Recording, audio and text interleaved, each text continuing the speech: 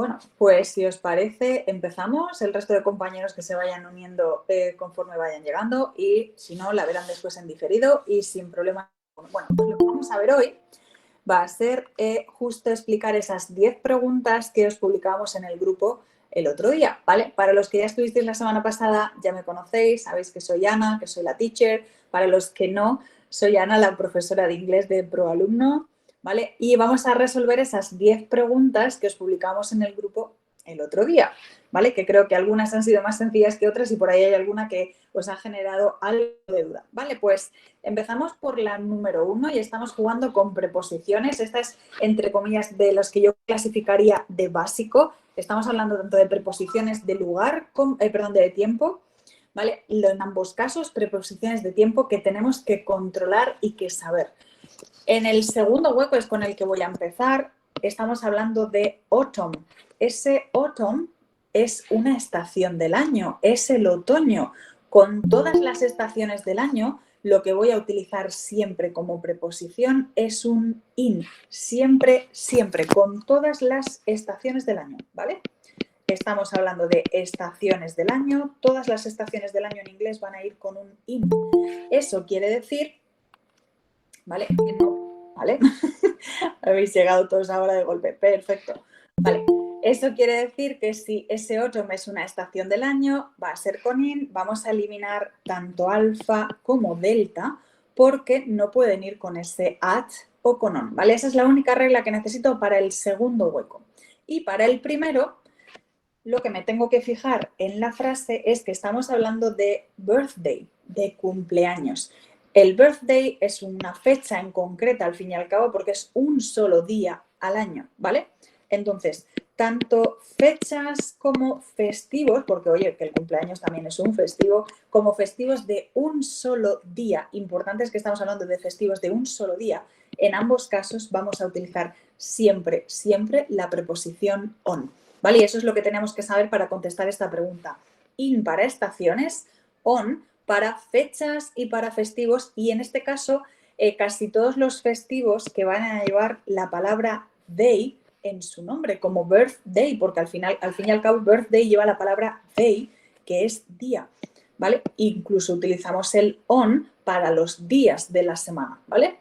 Fechas, festivos, días de la semana van a ir con on, ¿vale? Así que eso quiere decir que nuestra respuesta correcta en este caso va a ser Charlie. Esa va a ser nuestra respuesta correcta. Ok, a modo de resumen rápido de preposiciones de tiempo, vamos a utilizar el in no solamente para hablar de las estaciones, vamos a utilizarlo también para hablar el in con los años, con los meses, con los siglos, ¿vale? Con algunos periodos de tiempo. Vamos a utilizar el on para los días, las fechas y los festivos en concreto. Y por último, vamos a utilizar el at, ¿vale? Cuando hablamos de festivos, pero de un periodo, ¿vale? Tenéis que tener clara la diferencia, sobre todo cuando hablamos de Navidad, la diferencia que hay entre utilizar at Christmas, ¿ok? O de utilizar o indicar at Christmas Day. Ok, ¿qué diferencia hay en este caso? Pues que at Christmas, cuando no especifico el día, ese at Christmas se refiere a todo el periodo de la Navidad, ¿vale? Utilizo el at para hablar de periodos festivos, ¿vale? Ahora, sin embargo, cuidado con lo que tenéis debajo, que ese Christmas Day no va a ir con at, que hay mucha gente que sigue siendo Navidad y va a ir con at, pero cuidado que esto es un día concreto y no va a ir con at, tiene que ir con on, porque es un solo día. Volvemos a esta regla que tenemos aquí de los días, ¿vale? Porque llevamos la palabra day en el nombre y es un festivo, ¿vale? At Christmas, todo el periodo de la Navidad, on Christmas Day, igual que también vamos a utilizar el on para on Christmas Eve, que sería la Nochebuena, o New Year's Eve, que sería Nochevieja, para todo lo que sean festivos de un solo día, ¿vale? ¿Dudas, preguntas sobre estas preposiciones? O esta, yo creo que esta la teníais todos más o menos clara. En transporte entre by y on, por ejemplo, vale, esta es muy fácil. Y cuidado cuando hablamos de transporte, porque tenemos dos cosas. Vale, voy a borrar todo lo que os había planteado aquí sobre preposiciones de tiempo y vamos a hablar de esas preposiciones de transporte. Una cosa es que tú indiques el modo y el medio de transporte en el que te mueves, ¿vale? Yo voy todos los días al colegio en autobús, ¿vale? O voy todos los días a trabajar en tren. Eso es el medio de transporte en el que te mueves. Y eso es muy fácil porque todos los medios de transporte, todos van a ir con by. By bus, by car, by train. Todos van a ir con by excepto on, que lo voy a utilizar para indicar que voy a ir caminando y entonces va a ser on foot. ¿Ok? Eso por un lado. Luego, la otra diferencia es cuando tú estás indicando que te encuentras dentro de un medio de transporte, ¿vale? Yo te mando un mensaje y te digo, nos vemos en un rato, estoy en el coche o estoy en el autobús o estoy en el tren. Eso es diferente. Y ahí tengo que diferenciar entre las preposiciones in y las preposiciones on. ¿Eso os suena a algunos? ¿Sabéis de lo que estoy hablando? Porque hay un truco que no sé si conocéis para poner unos u otros dependiendo del tipo de medio de transporte en el que te encuentres. ¿Eso lo sabéis? ¿Os suena? ¿Sí o no? Dependiendo si el medio de transporte te puedes poner de pie o no te puedes poner de pie. ¿Os suena eso? ¿O no os suena? Porque es el típico truco que todo el mundo utiliza. ¿Os suena? Vale, dependiendo si te encuentras en un medio de transporte en el que en el que te puedes poner de pie, vas a utilizar el in o vas a utilizar el on. On plane, in taxi. Perfecto, a eso es a lo que me refiero. En un autobús te puedes poner de pie. En un avión te puedes poner de pie. En un tren te puedes poner de pie. En todos esos medios de transporte en los que te puedes poner de pie, vamos a utilizar la preposición on, ¿vale? Todos los que te puedas poner de pie, ¿vale? Como por ejemplo, on bus, on train, on plane. Los que te puedes poner de pie, vas a ir con on. Sin embargo, los que no te puedes poner de pie, porque en un taxi, en un coche, se supone que solamente puedes ir sentado, ¿vale? Vas a poner un in. Car, taxi. Ok, cuidado que cuando hablamos de la moto, hablamos de un caballo, de una bicicleta, todos esos también te puedes poner entre comillas de pie, por eso todos esos también van a ir con on, ¿vale? Bike o horse, todos esos van a ir con on, ¿vale? Entonces, cuidado que cuando hablamos de preposiciones y medios de transporte tenemos dos bloques, ¿vale? Este primer bloque que es el medio en el que me muevo, ¿vale? Y el segundo bloque con el in y el on, que es para decir en qué medio de transporte me encuentro. Ok, ¿alguna duda más de preposiciones? Y si no, nos vamos a la siguiente. Vale, avanzamos a la número 2. También tiene que ver con preposiciones, pero en este caso son preposiciones de lugar. Yo creo que el segundo hueco os ha resultado mucho más fácil que el primero, porque el primero además es una frase entre comillas hecha y tenéis que elegir sí o sí esa opción. ¿Vale? ¿Qué habéis puesto en este número 2? ¿O alguien que no haya acertado, que le haya supuesto algo de duda esta pregunta? Siempre os digo que el segundo os va a resultar mucho más fácil porque simplemente os tenéis que guiar por cómo se construyen esas preposiciones, ¿vale? Porque, por ejemplo, todos sabemos que lo que tenemos en alfa, near, siempre va a ir solo. Near no puede llevar el of. Por eso alfa la voy a eliminar. ¿Y qué le pasa a Charlie en el segundo hueco? Que esa preposición next siempre tiene que llevar un to, ¿vale? Y en este caso no lo lleva. Ojo importante cuando cuando vais a eliminar una opción porque le falte algo. Comprobadlo siempre que no tengáis arriba en la frase con lo que falta, porque muchas veces ese to por el que yo estoy eliminando Charlie está arriba. Entonces, antes de eliminar ninguna opción porque le falte algo, siempre comprobar que lo que falta no está en la frase. Entonces ya hemos eliminado también Charlie. Ahora, entre Bravo y Delta, ¿por qué nos vamos a quedar con Delta, que es la opción correcta? Ya vamos a hacer un poco de spoiler. ¿Por qué nos voy a quedar con Delta? Porque lo que tengo en Bravo, besides, necesita un of, besides. No es porque necesite un of. Cuidado, porque ese besides no es lo mismo que la palabra beside sin una D. Son dos palabras diferentes, pero una acaba en S y la otra no. La que acaba en S no es preposición, esto es un conector y lo que significa es además, ¿vale? Ese besides lo que significa es además. Cuando es preposición, es una preposición de lugar, es beside, que lo que significa es cerca, junto, al lado, ¿vale? Tiene el mismo significado que ese close to, next to, near, ¿vale? Todo ese bloque. Entonces, la Bravo la voy a eliminar porque ese conector aquí en medio de esas preposiciones no tiene sentido. Por eso elimino Bravo. Cuidado que son dos palabras diferentes y la única diferencia entre ellas es esa letra S. Cuando acaba en S es un conector, ¿vale? Ok, simplemente fijaros que con las preposiciones hemos llegado a la opción correcta, que era la delta.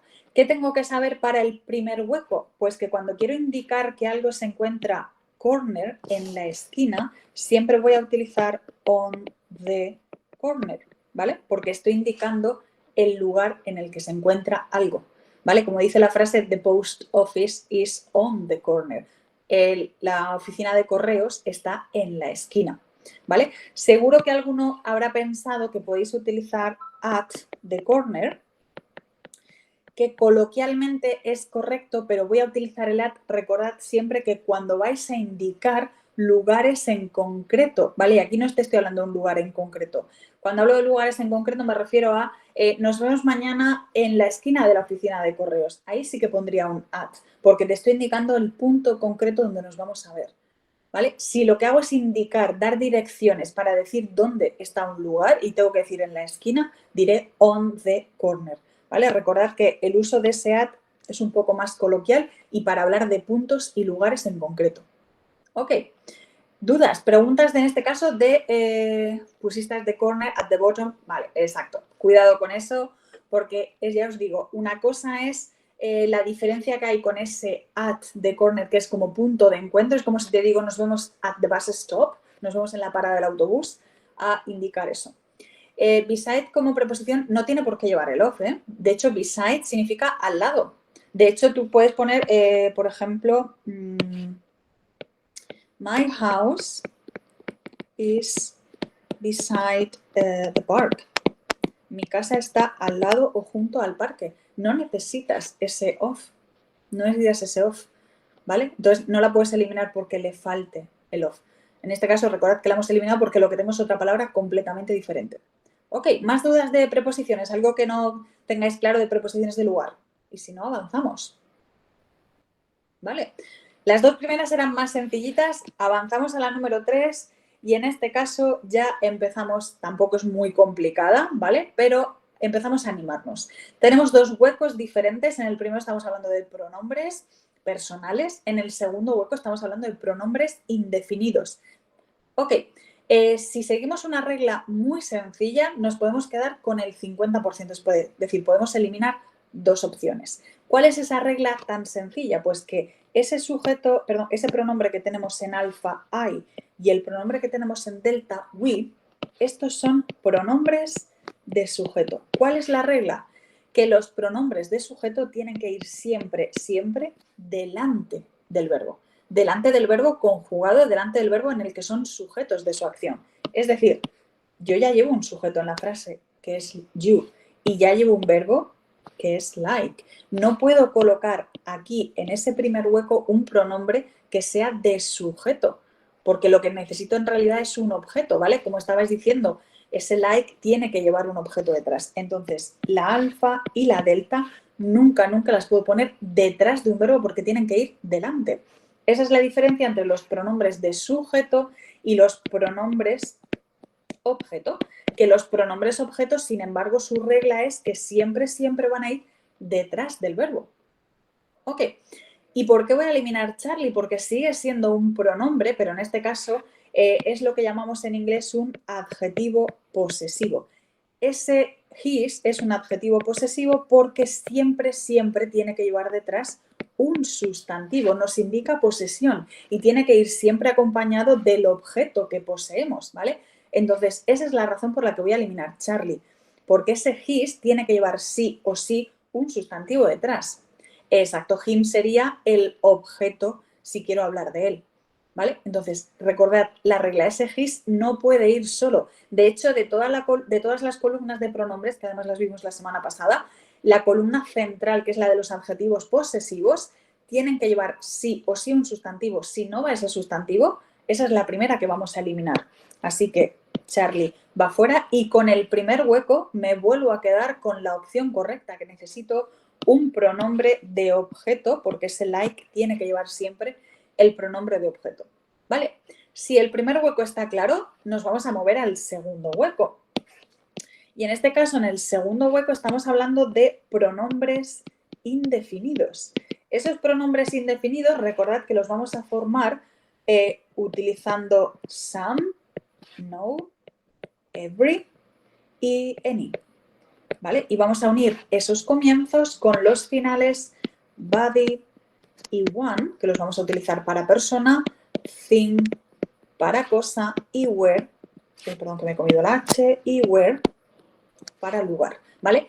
Uniendo ese some con body, somebody, someone, something, somewhere. Y así voy a ir uniendo y haciendo todos los pronombres indefinidos, ¿vale? Lo que tengo que tener clarísimo es que todos los pronombres indefinidos que están formados con some, con no y con every, los voy a utilizar en frases positivas.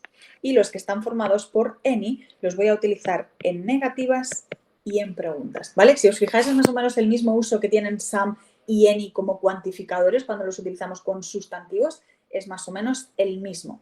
Ahora, ¿qué pasaba con ese some cuando lo utilizaba con sustantivos? Había una pequeña excepción, ¿verdad? Y era que yo podía utilizar ese cuantificador some en preguntas cuando estaba ofreciendo o pidiendo algo de manera educada. Pues este some o estos pronombres indefinidos con some van a tener la misma excepción. Los voy a poder utilizar en preguntas siempre que esté ofreciendo o pidiendo algo. Y en este caso te digo, would you like something to do? ¿Vale? O perdón, would you like me to do something for you? ¿Quieres que yo haga algo para ti? Me estoy ofreciendo a ayudarte o a hacer algo por ti. Por lo tanto, es un ofrecimiento y sí me permite poner en el segundo hueco un something. Yo creo que todos sabemos y tenemos claro que esa expresión would you like es lo que vamos a utilizar siempre para hacer ofrecimientos en inglés. Siempre que la veáis vais a poder utilizar un some porque es para ofrecimientos, ¿ok? ¿Dudas? ¿Preguntas de esta pregunta? Perdón, ¿dudas o preguntas de la número 3? O más o menos todo claro. ¿Dudas en general de pronombres, de indefinidos? ¿Sí? ¿Todo claro? Bueno, una cosa. Voy a aprovechar y hacemos un poquito de repaso de indefinidos. Si tuvierais que elegir un verbo para esos pronombres indefinidos, por ejemplo, el verbo to be en presente simple, con esos pronombres indefinidos pondríais is o pondríais are. ¿Qué pondríais? Decidme, por favor, el chat. O me podéis abrir micro si queréis, ¿vale? Podéis pararme en cualquier momento para preguntarme cualquier duda. Podéis abrir micro sin problemas. Vale, por aquí dicen is, ya van dos is. ¿Por qué va a ser un is? Porque cuando esos pronombres indefinidos yo tengo que buscarles un verbo, ¿vale? Mi consejo es que tratéis los pronombres indefinidos, todos, los tratéis como si fueran un it. Lo que quiere decir que si son un it, van a ir con is, van a ir con was, van a ir con has o incluso van a ir con un verbo con una S en presente simple.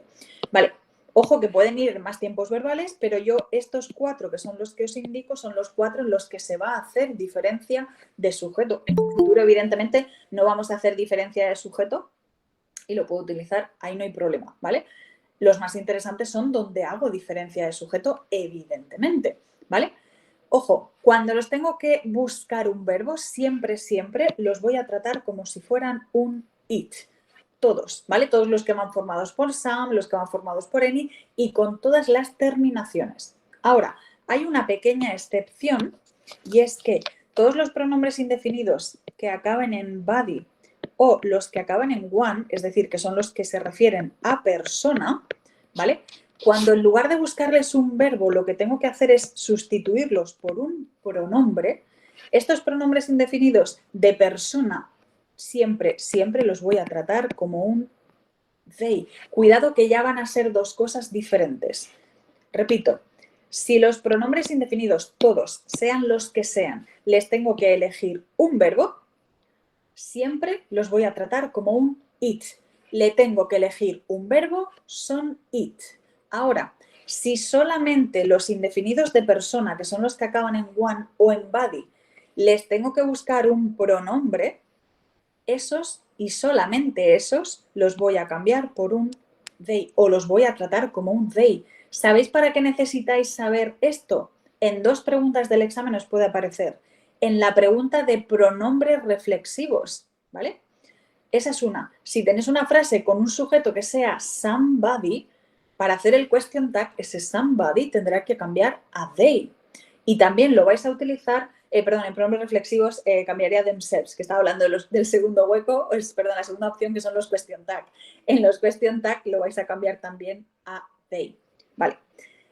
¿Esto está claro? Si tengo que buscarles un verbo, va a ser un it. Los de personas, si tengo que cambiarlos por un pronombre, los voy a cambiar por they. Los dos usos, ¿dónde los voy a utilizar? Cuando los tengo que buscar un pronombre reflexivo. Serán themselves, acabado en S porque es de plural. Y el otro uso es cuando estoy haciendo los question tag que van a cambiar a they.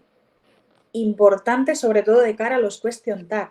Como los voy a cambiar a they, tengo que ponerle un auxiliar acorde a they. Es decir, a lo mejor en la frase dice somebody is, pero cuando haga el question tag tendré que cambiar a aren't they. ¿Eso está claro? O así se ve un poco, está un poco en el aire. O lo sabíais, quizá a lo mejor lo sabíais. Alguien por aquí me ha dicho por el chat que no, pero el resto lo sabíais de lo que os estoy hablando, el cambiar esos indefinidos de persona a they cuando estáis haciendo reflexivos y question tag. ¿Vale? Cuidado que es una excepción y es algo muy típico, ¿vale? ¿Vale? Ok. ¿Dudas, preguntas, algo que queráis ver de pronombres? Y si no, pues como siempre avanzamos a la siguiente. ¿Vale? Si eso está claro, me voy a la número 4. ¿Vale? Volvemos a hablar de comparativos y superlativos en el segundo hueco, que eso me quedó claro la semana pasada que lo llevabais más o menos claro, pero esta vez he jugado con ese superlativo, pero de otra manera.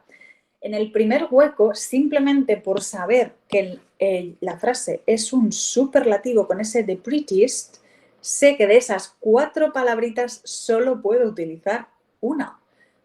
Y además es mi pista. Si fuera al contrario, si tuviera que elegir si poner un comparativo o un superlativo, esa palabra siempre, siempre va a ser mi pista. Y estoy hablando de ever. Ese ever siempre, siempre va a ir con una, si estoy hablando de comparativos y superlativos, va a ir siempre con un superlativo, ¿vale? Imaginaros que tenemos una frase donde tenemos que completar un hueco, ¿vale? Ese sería el hueco que tenemos en el examen. Y en esa frase me da igual el resto de cosas que aparezcan, pero en esa frase aparece un ever. Si tengo que elegir entre comparativo y superlativo, ese ever me está diciendo que lo que va aquí es un superlativo 100%, siempre, ¿vale? En este caso os lo he planteado al revés. Os he dado una frase, ¿vale? Donde ya teníais el comparativo y os pedía la palabrita. En este caso, como no teníais un comparativo, sino teníais un superlativo, sabíais que tenéis que colocar un ever. Y simplemente con eso ya tengo el primer hueco, la primera opción. Y ya tengo la respuesta correcta. No necesito nada más. ¿Vale? Y fijaros que, por ejemplo, el never y el just, tanto Bravo como Delta, sí que los puedo utilizar en este hueco y en esta posición. Teníamos claro que Jet es la única que no puedo utilizar porque Jet tiene que ir al final y además tiene que ir en frases negativas y esto es una frase positiva. Eso sí que lo tenemos claro, pero me puedo hacer dudar entre Bravo y Delta porque sí que los puedo colocar en ese hueco. Pues no los podría poner porque la frase hay un superlativo y el superlativo me exige que lo que tenga que poner ahí es un ever. Ok, si nos vamos y repasamos la segunda parte, si os dais cuenta, casi todo está bien gramaticalmente. La única que podemos eliminar directamente, y yo creo que eso también quedó claro la semana pasada, es que ningún tipo de comparativo o de superlativo usa that. Recordadlo, por favor, porque siempre os van a poner alguna opción con ese that.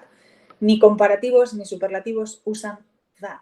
Lo que utilizan los comparativos de superioridad y de inferioridad es un than acabado en n, pero no en t, ¿vale? ¿Alfa gramaticalmente es correcta? Sí, ¿vale? De hecho, es nuestra opción correcta, perdona que no lo había marcado. Alfa sería nuestra opción correcta.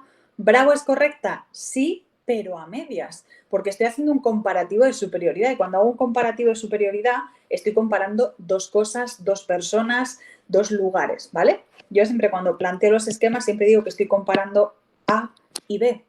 Y si estoy comparando A y B, necesito que ese comparativo de superioridad lleve un than y no lo llevo en Bravo, ni lo llevo en la opción, ni lo llevo tampoco en la frase. Por eso no puedo utilizar Bravo. Además de que por el primer hueco ya estaba eliminada, pero bueno, por si acaso quedaba duda de por qué lo elimino en el segundo. Y con Charlie me pasa lo mismo. Esa estructura de ese comparativo de igualdad es as, adjetivo o adverbio, porque recordad que la puedo hacer con los dos as, pero necesito que lleve sí o sí un segundo as y no lo llevo, ¿vale? Es decir, si no hubiera sabido qué palabrita tengo que poner con ese superlativo en el primer hueco, puedo sacar la respuesta correcta en el segundo simplemente comprobando las estructuras de los comparativos y la única que es correcta es alfa. ¿Vale? Dudas, preguntas de comparativos, aunque yo creo que esto es algo de lo que más o menos controláis, que creo que lo único que os puede generar dudas es si el adjetivo es largo o corto, pero por lo demás yo creo que bien. ¿Alguna duda o avanzamos? Ok, pues en Bravo la segunda opción puede ir en ing, sí, porque este adjetivo charming acaba en ing. Cuidado que no es un verbo, es un adjetivo. Hay algunos adjetivos que acaban en ing, ¿vale? Igual que tenéis las parejas de adjetivos que acaban en ing o que acaban en ed. Eso también es importante que los controléis, ¿vale? Como por ejemplo boring. Los dos significan aburrido, pero cuando simplemente porque uno va acabado en ed y otro va acabado en ing, se utilizan de manera diferente. Hay muchos adjetivos en inglés que acaban en ing, ¿vale? Entonces no es un verbo, es un adjetivo. Ok, vale, pues si no hay más dudas, pasamos a la número 5, que esta también es muy fácil si os sabéis la estructura, ¿vale?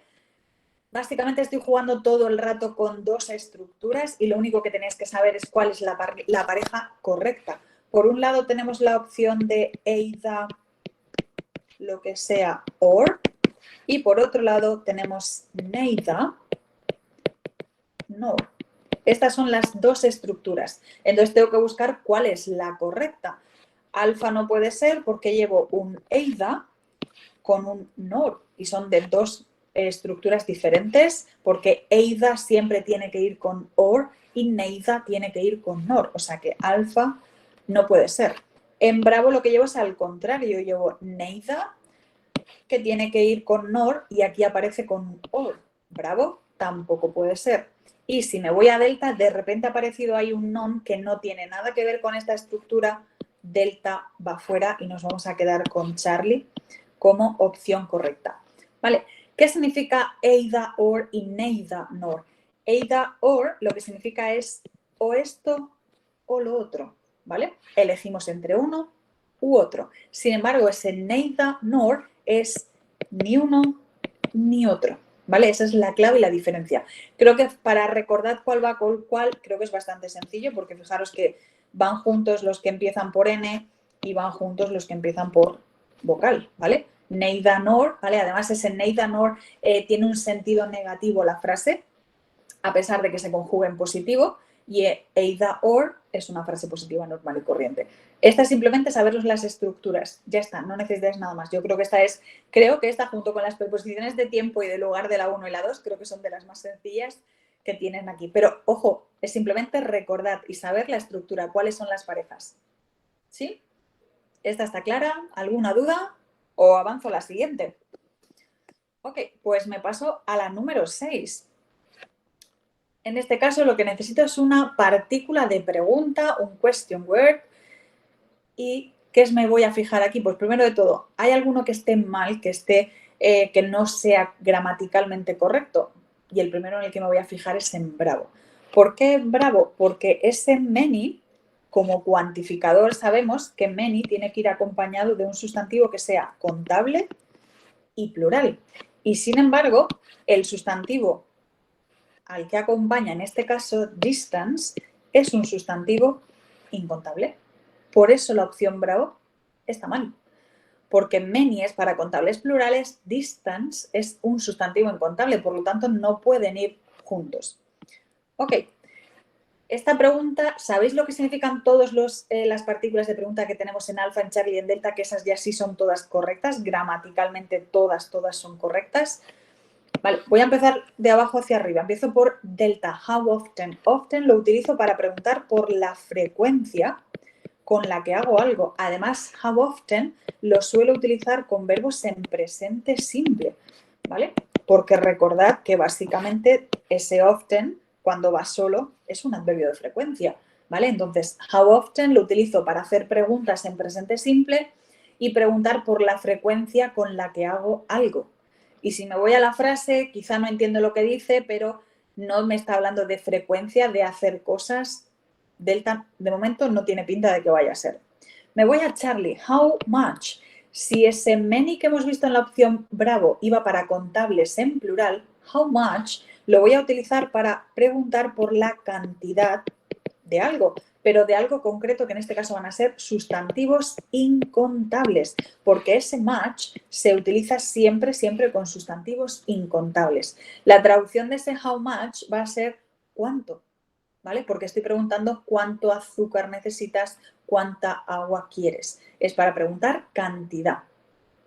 Y evidentemente, si nos vamos a la frase, creo que no me está hablando de nada de eso. Me voy por último a alfa, ese how far. Far como adjetivo significa lejos y utilizo ese how far para preguntar por la distancia que hay entre dos puntos o entre dos sitios, que en este caso esos puntos o esos sitios serían your new house, ¿vale?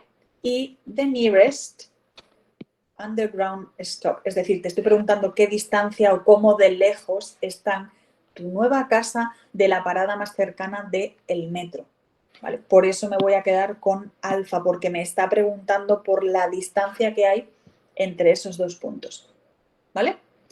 ¿Dudas? Preguntas de question word. Recordad que todas estas palabras, yo os las he puesto ahora aquí todas con how, pero tenemos también what, when, where, y que la estructura de las preguntas en las que voy a utilizar un question tag, ¿vale? Ok, si la subiremos, si no pasa nada, mañana ya estará disponible, la podréis ver para los que os tenéis que ir o los que no habéis podido estar hoy. Ok, sigo. Lo que os decía, cualquier pregunta, la estructura de cualquier pregunta va a ser con una partícula de WH, ¿vale? Sea un what, un when, un how, sea lo que sea, el auxiliar, luego el sujeto y luego el verbo. Bueno, y evidentemente lo que nos quede después en la frase, pero lo importante y lo que tengo que controlar el orden es eso, ¿vale? Y estaría haciendo una pregunta de objeto porque la frase ya lleva el sujeto, ¿vale? Y esa siempre va a ser la estructura de las preguntas. Por lo tanto, esos question words siempre os voy a poner al inicio de las preguntas, no os puedo poner en ninguna otra posición. Ok, pues dudas, preguntas de las partículas de pregunta, de los WH, los question words. Y si no hay nada, nos vamos a la pregunta de la discordia, que es la número 7, que es la que más dudas os ha generado. ¿Qué ha pasado aquí? ¿Vale? Fijaros que no teníais duda en sí del punto gramatical del que consistía esta frase, sino teníais dudas en el verbo, ¿vale? Cuidado con ese verbo porque en realidad no es uno, si son tres verbos que van entrelazados entre ellos, ¿vale? Y para que quede mucho más claro, os he preparado esto de aquí, ¿vale? Tenéis un cuadradito donde tenéis los tres verbos de los que estamos hablando. Tenemos tres verbos. El primero es el verbo lie, que es el verbo mentir, ¿vale? Y ese verbo mentir es un verbo regular, por lo tanto, lo único que tengo que hacer es añadirle una ed y ya está, ¿vale? Lie, lied, lied, ¿vale? Sería el verbo mentir.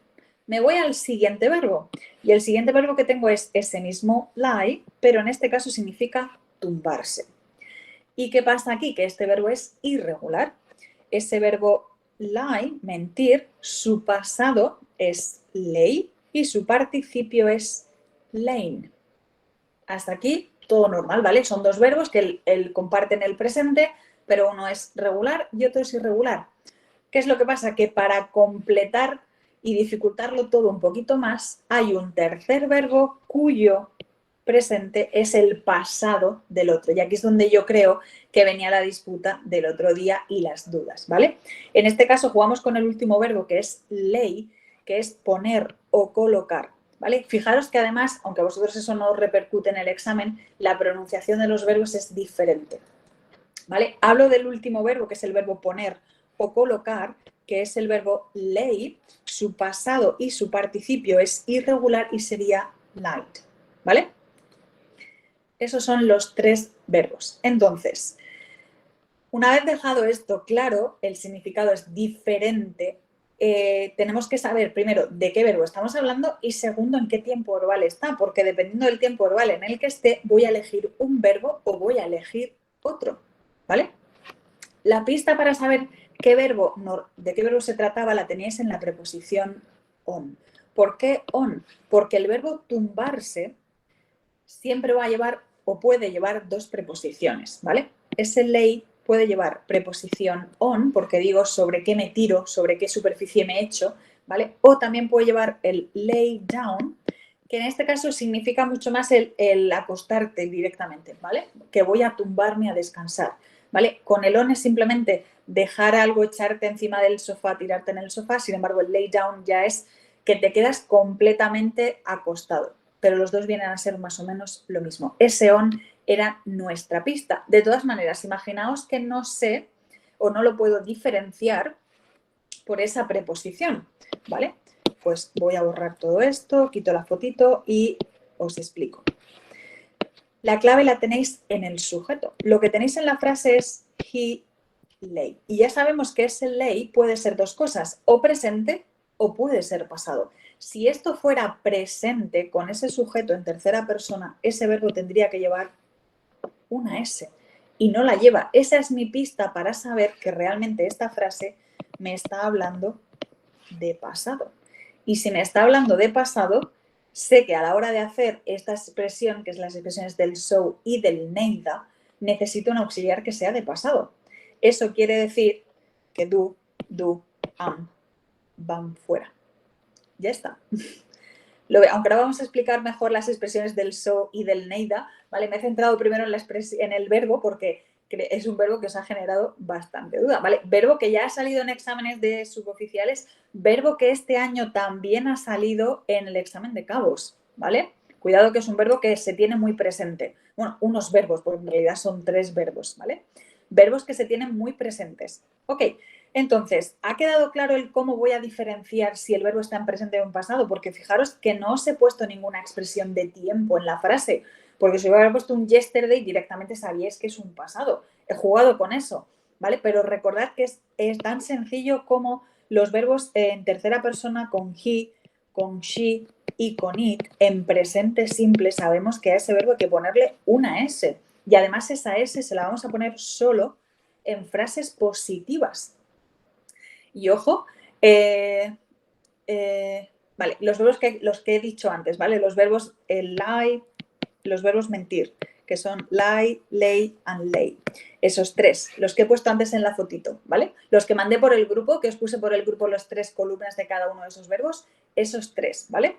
Son esos 3 de los que hemos estado hablando. Entonces, lo dicho, recordad, fijaros que esas reglas las sabéis, todos sabéis hacer el presente simple, pues tenéis que jugar con eso, porque os puede ayudar también a eliminar opciones de cualquier otra pregunta. Si el sujeto es tercera persona y tenéis un verbo que está aparentemente en presente simple o en infinitivo y no lleva una S, tiene que estar mal, ¿vale? Porque si en el caso de que pudierais poner en esa frase, que nos estoy hablando de un caso hipotético, un verbo en presente simple, tendría que llevar la S, ¿vale? Entonces, jugad con lo que ya sabéis, no necesitáis entender la frase ni traducirla, siempre, no me cansaré de decirlo, no traduzcáis, jugar con las estructuras, la estructura nunca te va a fallar.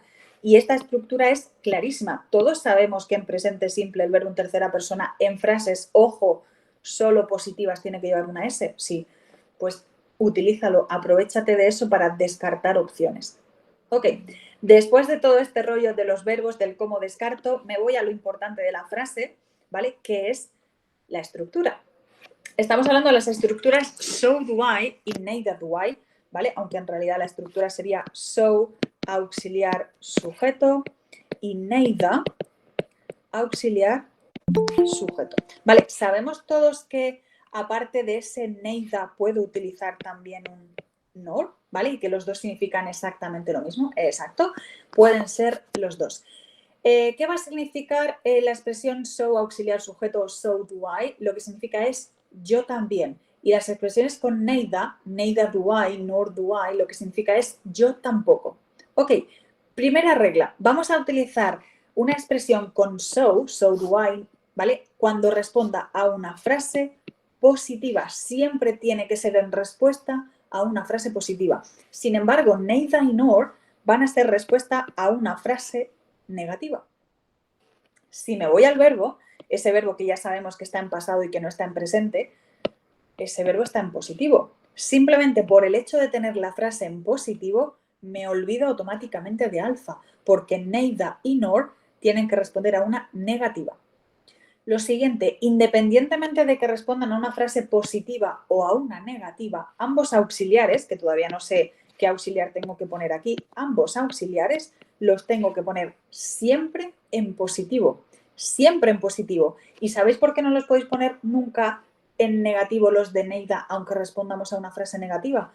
Porque tanto neither como nor ya están indicando negativo. Y sabemos que en inglés no podemos negar dos veces. Por eso no puedo utilizar el auxiliar en negativo, ¿vale? O sea que si alguna vez veis un auxiliar que, por ejemplo, sea nor, can't, I, esto siempre, siempre va a estar mal, porque nunca puedo utilizar un auxiliar en negativo en estas expresiones, ni con so, ni con neither, ni con nor. Ok, más cosas. Ahora lo último que me queda es decidir qué auxiliar voy a poner aquí. Y para elegir el auxiliar me tengo que ir a la frase y saber en qué tiempo verbal tengo la frase. Como ya hemos deducido por esa forma del verbo que es un verbo en pasado, lo que necesito es el auxiliar de pasado simple. Y el auxiliar de pasado simple es did. Así que la única opción que me queda posible es Charlie. ¿Vale? Yo sé que muchos recurrís y al final ponéis una opción con delta, lo que tenéis en delta con un verbo to be. Primer consejo, tanto en los question tag, porque esto es muy parecido al mecanismo que vamos a hacer para los question tag y expresiones con so, neither, do I, si en la frase no hay un verbo to be, olvidaros de elegir cualquier opción que lleve un verbo to be, porque no hay ni siquiera excepciones en las que si no tengo un verbo to be tenga que ponerlo, ¿vale? Entonces, si en la frase no hay un verbo to be, olvidaros directamente de él. Yo sé que como parece que el verbo to be es más importante que los demás, a veces pensamos que puede ser la respuesta correcta. No. Si en la frase no hay un verbo to be, me olvido siquiera de plantearme elegir una opción con el verbo to be. ¿Ok? Vale. Pues eso, entonces eliminamos la delta. ¿Y por qué no me voy a quedar con bravo? Porque bravo sería para una frase en presente. Si ese verbo, en realidad, voy a escribirlo aquí arriba que se vea bien, fuera lace con esa S, ahora ya sí sería el presente simple de otro verbo, ¿vale? Exacto, sí. Si el sujeto fuera cualquier otro verbo que está en presente simple, ahora ya sí voy a utilizar el auxiliar do, ¿vale? Porque ahora mi frase estaría en presente y elijo el auxiliar do o das. Ok, a colación con lo que me ha dicho el compañero de sobre el auxiliar, si es tercera persona pondríamos un das. Me queda el último dato y es el sujeto.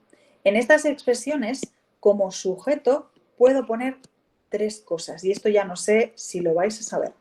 Primero, evidentemente, puedo poner un pronombre de sujeto. I, you, he, she o it.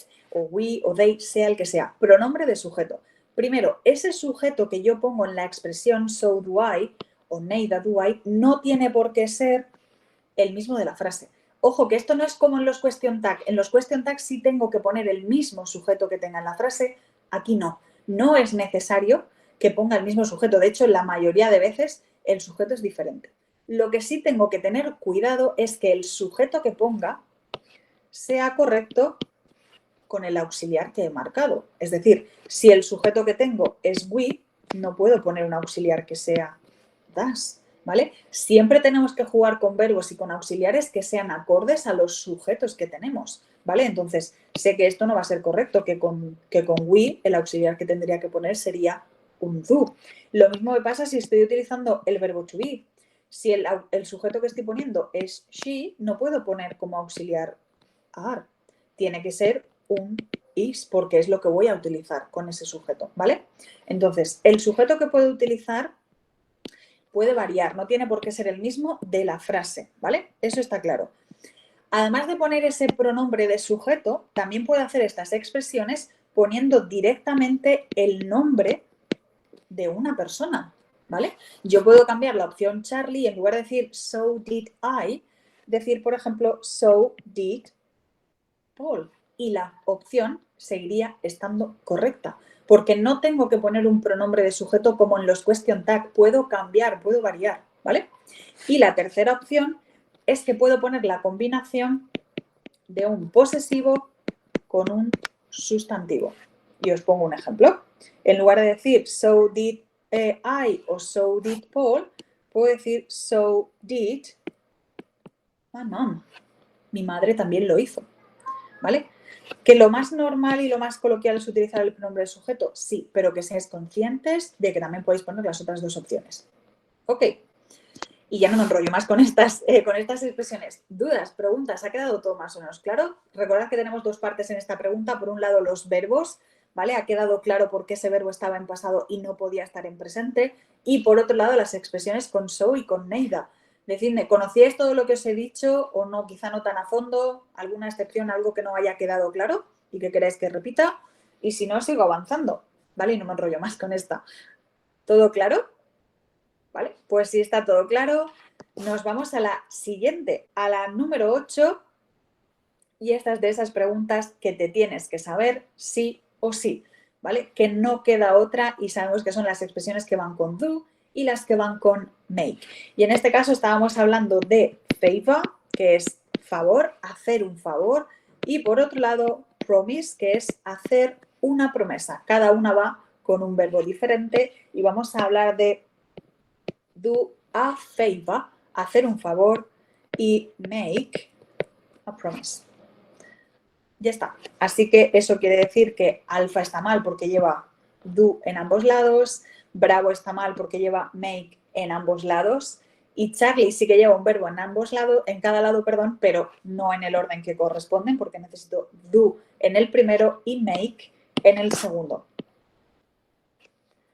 Esta la jodida, claro, esta es que o te la sabes o no te la sabes. Es lo que pasa igual que con las preposiciones dependientes o con los phrasal verbs. Son preguntas que o te las sabes o no hay manera, entre comillas, lógica ni una regla, ¿vale?, que podamos aplicar. Creedme que yo para prácticamente todo lo que se pueda sacar una regla, un truco, una excepción, lo saco y lo organizo para todo lo que pueda.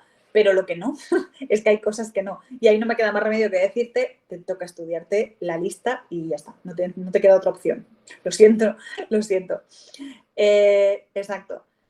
Con mistake es make, exacto. Make a mistake, sí.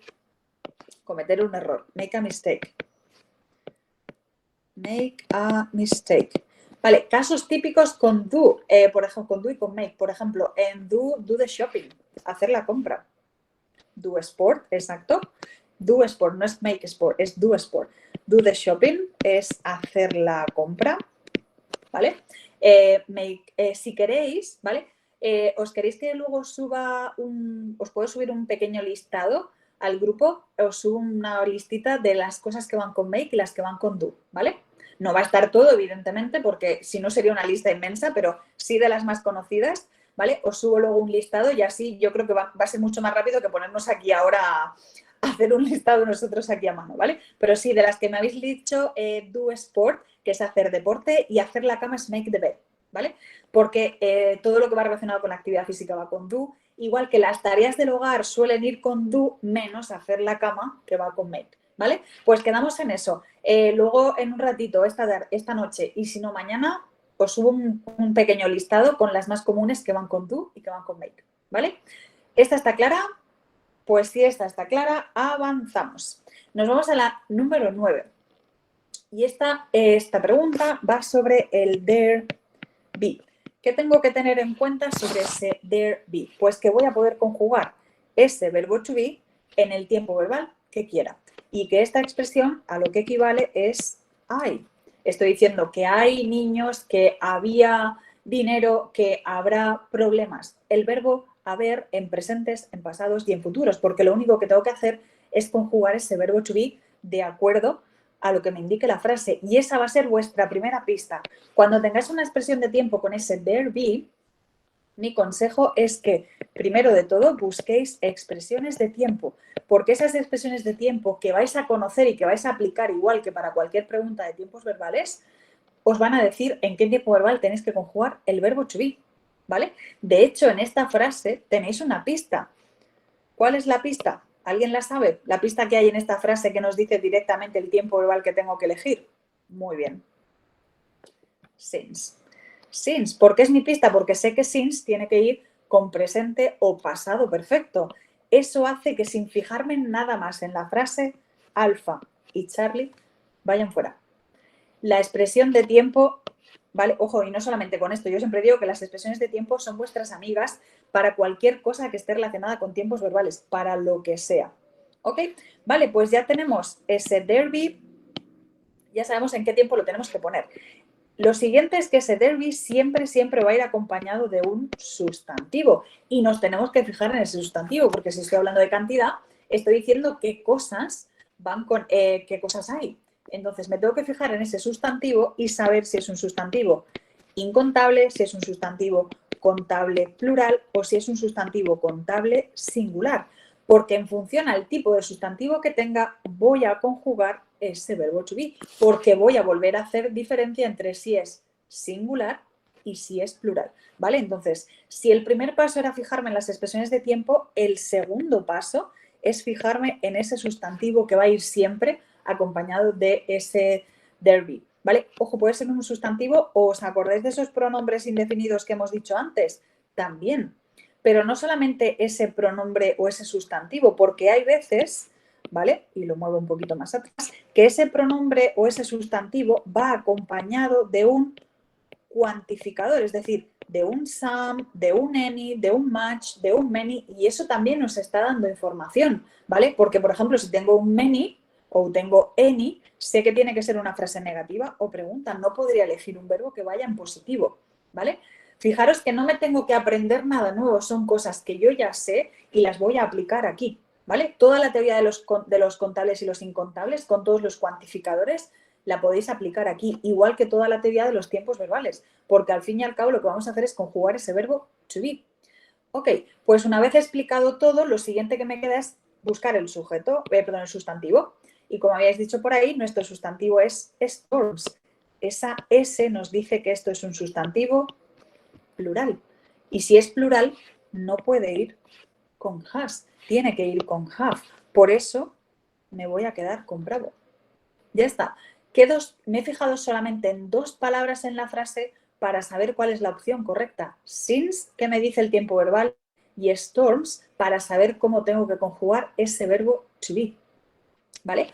¿Tenéis claro cómo se conjuga el verbo to be en cuando hacemos diferencia de sujeto? ¿O hacemos un esquema? Me refiero, sabemos que cuando tenemos un sustantivo incontable o tenemos un contable en singular, vale, exacto. Several también nos ayuda a saber si estamos hablando de plural o singular, porque sabemos que son varios y también tiene que ir con plural. Vale, pues ese sustantivo incontable, ese there be, vuelve a ir con is, vuelve a ir con was o vuelve a ir con has. Sin embargo, si es un contable en plural, tendrá que ir con are, con were o con have. En el resto de tiempos verbales no hay diferencia, pero es que siempre se suele jugar con estos tiempos verbales porque sí hay diferencia entre el sustantivo, ¿vale? Entonces, tener claro el tipo de sustantivo, cómo tiene que ir ese verbo to be y buscar la expresión de tiempo para saber en qué tiempo verbal tenéis que conjugar el verbo to be, ¿vale? ¿Dudas? ¿Preguntas? Yo creo que esto, entre comillas, es bastante fácil. Lo dicho, es una combinación y por eso les gusta esta pregunta del there be, porque combina dos cosas. Combina contables e incontables con la teoría de los tiempos verbales. Ok, pues nos vamos a la última, que también había generado algo de duda, ¿vale? Y además esta pregunta es prácticamente un calco a una pregunta del año pasado. Lo único que la frase del año pasado decía I hope it, ¿vale? Y luego llevaba el hueco y yo, por no hacerla literal, he cambiado ese it por un this. Vale, yo sé que muchos habréis visto el verbo hope y directamente habréis pensado que la opción correcta sería alfa, porque sabemos que en la teoría de los infinitivos y gerundios, detrás de ese hope tiene que ir to y un verbo en infinitivo. ¿Vale? Pero eso es si detrás va un verbo. Le pondré el to y ese verbo irá en infinitivo. Pero es que en este caso no tengo un verbo, lo que tengo es this. Y ese this es un sujeto, lo que quiere decir que detrás de ese sujeto necesito un verbo que vaya conjugado, ¿vale? Entonces, precisamente, los to con infinitivo y las ing solas, sin más auxiliar, sin más nada, Nunca van a ser verbos conjugados, por eso Alfa y Charlie van las dos automáticamente fuera. Y ahora, entre Bravo y Delta, ese this es como si fuera un it.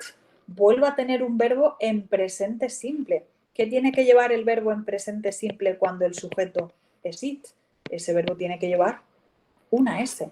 Por eso nos quedábamos con Delta y no me quedo con Bravo, porque a ese verbo Bravo le falta una S. Yo sé que habéis pensado que el sujeto es I y que por eso os quedabais con Bravo, pero no, es que vuestro sujeto no es I, ¿vale? Porque ya tenéis sujeto y verbo en ese I hope. Ya lleváis ahí un sujeto y un verbo. En realidad lo que tenéis son dos frases unidas. Tenéis I hope this, y detrás de ese this tiene que ir un verbo, y ese verbo tiene que ir acorde a this. Por ejemplo, lo mismo nos pasa cuando digo I think. I think he, y detrás pongo un verbo. Ese verbo depende de he, no depende de think, porque son dos frases. Esta es una, sujeto y verbo, y esta es otra. ¿Vale? ¿Lo veis ahora? ¿Lo veis claro? ¿Por qué tiene que ser la delta y no tiene que ser alfa? Estructura del subjuntivo. Buah, la teoría es un poco complicada para verla toda de golpe. Vale, ¿a qué te refieres? ¿Alguna duda concreta del subjuntivo? Si es algo mucho más concreto, y si no lo dejamos para otra clase o os hago algún vídeo o algo así, ¿vale? Algo concreto del subjuntivo. ¿O es en general? Vale, ojo, si me decís alguna duda en concreto, vale, es que claro, para hacerlo todo en general es un poco complicado, ¿vale? Pero si queréis, intento haceros algo y a ver si os lo puedo, que se quede entre comillas algo sencillo, ¿vale? Y os lo explico, ¿vale? Y os lo paso por el grupo, os hago un vídeo, lo subo al canal o algo así, ¿vale? Es que para explicarlo ahora todo, la teoría de los subjuntivos es un poco complicada, ¿vale? Pero bueno, me lo anoto igual que me anoto lo del make y el do, y eso os lo paso por el grupo sin problema, ¿vale? Ok, vale, claro, esta pregunta número 10, que era otra de las que había generado alguna duda. Vale, pues aquí hemos terminado con las 10 preguntas. Como sabéis, yo siempre os traigo algún regalito al final y os he preparado un par de preguntillas más. Las corregimos rapidísimamente y terminamos. A ver, ahí tenéis esa pregunta número 11. ¿Qué pondríais ahí? ¿Qué respuesta elegiríais en esa pregunta 11?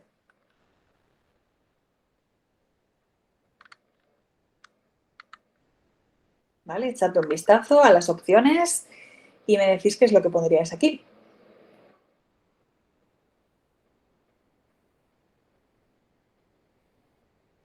¿Vale? Creo que va ganando por goleada alfa. ¿Vale? ¿Por qué va a ser alfa? Vale. Fijaros que en realidad esto es una frase en pasiva. ¿Necesito saberme la teoría de la pasiva para poder contestar esta pregunta? No, no es necesaria. Voy a seguir aplicando las reglas que yo sé de los diferentes tiempos verbales. Como por ejemplo, sabemos que jet tiene que ir en presente perfecto, ¿vale? Que el verbo sí está en presente perfecto, pero jet solamente puede ir en negativas y en preguntas. Y este verbo está en positivo. Así que Charlie va fuera. También sé que la partícula already va en presente perfecto, que va en esa posición, es decir, entre el have o has y el verbo en participio, pero ¿qué es lo que pasa con ese already? Que ese already tiene que ir siempre en frases positivas. Y ojo que esta frase que yo tengo aquí es negativa. Por eso, delta no puede ser. Ok, gramaticalmente, bravo también es correcta. ¿Por qué os habéis quedado con alfa y no con bravo? ¿Por qué? La diferencia está en el sujeto, entre esa diferencia entre has o have. ¿Cuál es mi sujeto aquí? Wheat. Tengo que saber que ese wheat es trigo, que es un sustantivo incontable, y hemos dicho antes que los incontables no pueden ir con ese have, sino que tienen que ir con has. ¿Vale? Realmente es una pregunta en pasiva y hay mucha gente que la pasiva le genera mucho lío. Mi consejo siempre que os digo con la pasiva es que aplica las reglas de los tiempos verbales, ¿vale? Y con eso muchas veces, cuando no la gran mayoría, puedes descartar las que están mal escritas y no porque no por el que el error esté en sí en el verbo en pasiva, sino en el resto de cositas que hay alrededor, ¿vale? Fijaros que no hemos aplicado nada, ninguna regla nueva y específica que sea solamente para pasivas, ¿ok? Jet en negativas y preguntas, already en positivas y el sujeto es singular porque es un incontable y no puede ir con have, ¿ok? Claro, el único problema es que no sepas lo que es with, evidentemente, ¿vale? Exacto. Ese es el único problema que se os puede plantear cuando tengáis una opción así, ¿vale? Que tengas que saber sí o sí lo que significa para poder descartar, ¿vale? De todas maneras, no suelen ser tan malos, entre comillas, y dejarlos las respuestas así. Os hubieran puesto cualquier otro error en Bravo para que, por ejemplo, a el segundo verbo le quito la ed y entonces sé que Bravo está mal, no solamente por el haven't, sino porque sé que ese verbo le falta una ed y sé que tengo que ir en participio. ¿Sabríais decirme, sin necesidad de saber que esto es pasiva, por qué este bloque está mal? Porque lo que tenéis aquí, ese been, es el verbo to be, ¿vale? En participio, y el verbo harvest lo tenéis en infinitivo. El verbo to be nunca, nunca, nunca puede ir seguido de un infinitivo. Jamás, ¿vale? El verbo to be podrá ir detrás de una ing para hacer un tiempo continuo, podrá llevar detrás, perdón, un participio para hacer una pasiva, pero siempre que tengáis la combinación verbo to be más un verbo en infinitivo, eso siempre va a estar mal. Y eso es en realidad lo que tenéis en Bravo. Ese harvest está en infinitivo. Ahora mismo, al quitarle yo la ed, ¿vale? No como vosotros lo tenéis en el test, sino con la modificación que acabo de hacer yo ahora mismo, ¿vale? Y estaría mal. ¿Sí? Ok, pues nos vamos a la siguiente, número 12. Oraciones exclamativas con what y con how. ¿Qué pondríais aquí? Venga. Yo creo que hay algunas que son bastante fáciles de descartar.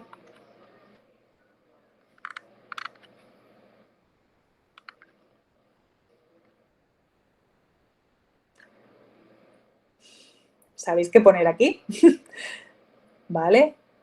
Venga, voy a ir anotando cosas. Habéis dicho delta. ¿Alguna opción más?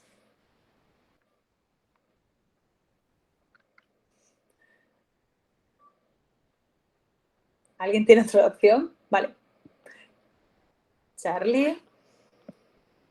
Vale. Yo creo que hay una que todos tenemos claro que está mal, ¿vale? Y es la Bravo. ¿Por qué la Bravo sí o sí, independientemente de lo que signifiquen esas palabras, va a estar mal? ¿Vale? Porque no puedo poner nunca una A con una S de plural, porque están indicando dos cosas diferentes. La A es de singular y esa S es de plural. Entonces, eso siempre, siempre va a estar mal. ¿Vale? Es por el how que se utiliza como sintagma adverbial. Vale, ¿te refieres a la delta, que es la correcta porque va con un adjetivo? Sí, hasta ahí estoy de acuerdo contigo. Es decir, voy a utilizar how si lo que llevo delante es un adjetivo, pero ojo, solo un adjetivo. Igual que voy a utilizar how si lo que llevo detrás es un adverbio, solo un adverbio. Y voy a utilizar what si lo que llevo es un sustantivo, solo un sustantivo. Pero en este caso, cuidado, que lo que llevamos es la combinación de adjetivo y sustantivo, porque ese defeat es una derrota, ¿vale? Y es un sustantivo. Ahora, el problema viene cuando tengo adjetivo y sustantivo. ¿Qué va a ser con what o va a ser con how? Vale, pues aquí tenéis un gran truco. La clave va a estar entre si ese adjetivo o sustantivo van juntos o separados. Si ese adjetivo y sustantivo van juntos, y cuando me refiero a juntos es que no hay nada que los separe, siempre, siempre, siempre pondré un what. Ahora, si tengo un adjetivo, tengo un sustantivo y en medio hay una, dos, tres palabras, me da igual las que haya, ese adjetivo y ese sustantivo van separados, siempre, siempre al 200% va a ser how. Y sigo todavía sin necesidad de traducir y sin entender lo que dice la frase. Solo tengo que localizar, identificar los sustantivos y los adjetivos. Entonces, si sigo justo este esquema que tengo aquí, tengo stunning, que es el adjetivo, con defeat, que es el sustantivo. Y ese adjetivo y ese sustantivo van juntos. Simplemente por el hecho de ir juntos uno al lado del otro, me olvido de delta, porque no puedo poner un how. ¿Ok? Vale, y ahora me queda elegir entre Alfa y Charlie, y es que ese what va a ir seguido de un sustantivo, pero ese sustantivo puede ser un sustantivo incontable, puede ser un sustantivo contable plural, o puede ser un sustantivo contable singular. Y entonces ahora tengo que aplicar la regla que seguro que sabéis, y es que con todos los contables en singular tengo que poner a o an. Y ese defeat es un sustantivo contable singular. Alfa está mal porque le falta esa a. Por eso me voy a quedar con Charlie, porque necesito que lleve una a. Es obligatorio. Todos los contables en singular van a llevar una a. ¿Ok? Más claro ahora. Si fuera defeats, entonces sí que te quedarías con alfa, ¿vale? Porque entonces llevas defeats en plural y ya no necesitarías ponerle una a. Recordad que la a es solamente para los contables en singular, ¿vale? Solo se lo pongo a los contables en singular, ¿vale? Una regla que yo utilizo o que os explico cuando tenemos que ver sobre todo con estas oraciones de what y de how. Siempre que tengáis un sustantivo incontable, los incontables jamás van a llevar a o an. Nunca. Siempre que tengáis claro que ese sustantivo es incontable y lleva una a, esa opción siempre va a estar mal. Igual que los incontables tampoco les puedo poner una s para hacerles plurales. Imaginaos en el hipotético caso de que ese defeats fuera incontable, ¿vale? Y yo tuviera la opción alfa con defeats con una S, si ese sustantivo fuera incontable, alfa estaría mal. ¿Por qué? Porque los incontables no les puedo poner una S. ¿Ok? ¿Vale? ¿Claro esta pregunta? Fijaros que es solamente una pregunta, pero lleva muchas cosas combinadas, ¿vale? Cuidado cuando lo que tengo es adjetivo y sustantivo, porque ahí es cuando tengo el gran problema. Cuando solo tengo adjetivo y adverbio es how, cuando solo tengo sustantivos what, pero la complicación la tengo cuando tengo de los dos, adjetivo y sustantivo. Ok, pues si no tenéis dudas con esta pregunta, nos vamos a la última de todas y ya prometo que acabamos. Y nos vamos a la última. Decidme, ¿qué pondríais en esta frase? Venga, os dejo pensar un poco. ¿Vale? Veo alfa por ahí la primera. Más opciones. ¿Todos tenéis claro que va a ser alfa? ¿Nadie pone otra opción? ¿Vale? Entonces eso os quiere decir que lo tenéis todos súper claro. Ok, vale, estamos hablando de un I wish, ¿vale? Ese I wish sabemos que significa ojalá y lo puedo utilizar con distintos tiempos verbales, pero son muy poquitos tiempos verbales y siempre van a ser tiempos verbales de pasado. Lo que quiere decir que simplemente por el hecho de tener en esa frase un I wish, Bravo y Delta van a ir fuera. Porque lo primero que tengo que saber de ese I wish if only son los tiempos verbales con los que lo puedo acompañar, ¿vale?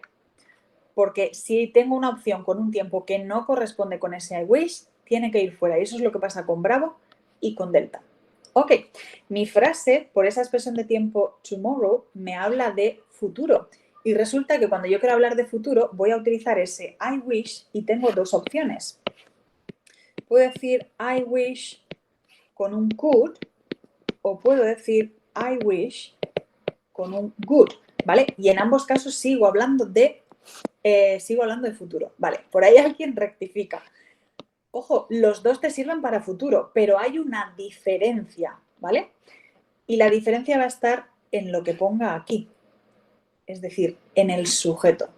Si el deseo es para mí, ¿vale? Es que ojalá yo estuviera mañana de vacaciones, I wish I, ¿vale? El sujeto, los dos sujetos son iguales, voy a poner could. Pero si mi deseo es para ti, es para vosotros, I wish you pass your exam, mi deseo es para vosotros, los sujetos son diferentes, entonces lo que voy a utilizar es un good. Good cuando los sujetos son diferentes, could cuando los sujetos son iguales. Cuidado que esta diferencia solo os pasa cuando estáis utilizando el I wish para hablar de futuro, ¿vale? Solo con el futuro. Y como en mi frase I wish I, estoy hablando de mismo sujeto, por eso me quedo con alfa y no me quedo con Charlie, ¿vale? Que Charlie también la puedo utilizar para futuro, sí, pero Charlie sería para sujetos diferentes. ¿Esto lo sabíais? ¿Vale? Creo que además es bastante fácil. Mismo sujeto, deseo de futuro, pongo el could.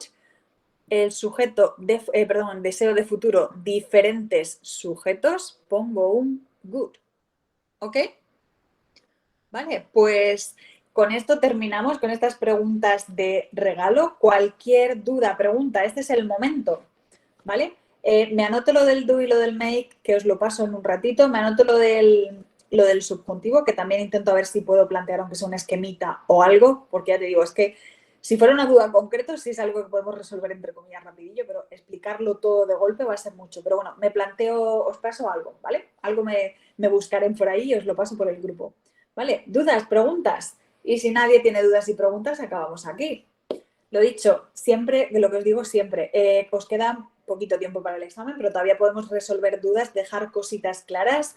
Cualquier duda, cualquier cosa que necesitéis, una clase cada día estaría bien, ojalá, ojalá, ¿vale? Pero sí, ya sé, pero de todas maneras, aunque no pueda haber clase todos los días, sí que podéis enviar cualquier duda, cualquier cosa que tengáis, eso sí que sabéis que lo podéis enviar, ¿vale?